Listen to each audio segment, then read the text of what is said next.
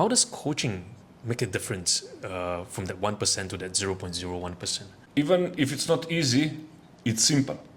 It's always about clarity.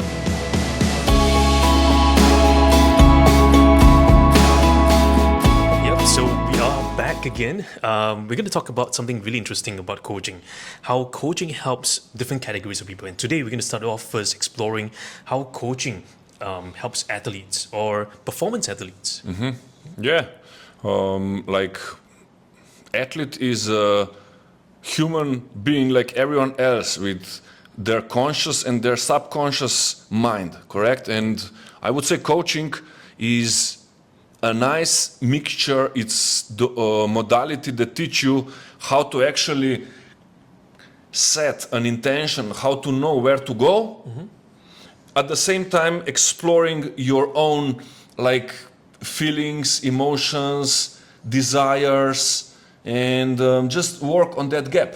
So I think coaching is just like kind of a how to say, a tool where you can actually, it really helps you to stay objective and to see yourself from far. Like when I started working with professional athletes, it was just some simple routines like visualization, breathing, meditation, but actually with knowing how to reflect and use open questions and observations like proper coaching, it goes so much deeper. Yeah.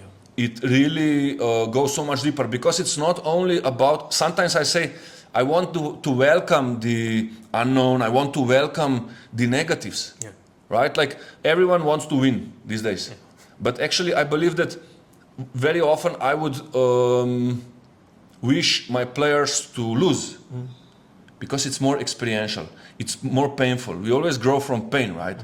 And that is where coaching comes in.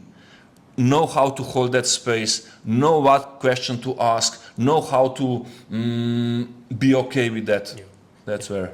Yeah, I like what you mentioned there. Like, why is coaching such an important element within performance athletes? And in fact, Matej, for those of you who don't know, he has been working with athletes all around the world, and more specifically, in more recent days, tennis athletes as well, performance sports athletes, fitness trainers as well. And one of the things that I notice is that when coaching them, there is always that little drive that they are trying to pursue. They're trying to push to that next mile. They are maybe at the top of their game, top 1%. But at the top 1%, how does coaching make a difference from that 1% to that 0.01%? Even if it's not easy, it's simple. It's always about clarity. Because if you have a platform to explore yourself, and as a coach, I just like hold with questions, I would just show different perspectives. Client would be, It's like, the blind spots. Yeah. And then when the athlete get the clarity, it is a fuel. It motivates you to chase. Right, so that's how I see it. It's not just for an athlete. Like, let's also like honestly, there is no difference between Cristiano Ronaldo and Elon Musk. They both are high achievers. They chase their dreams, and coaching really helps them to keep seeing the big picture. Like I personally had clients where they would run and lead big organizations.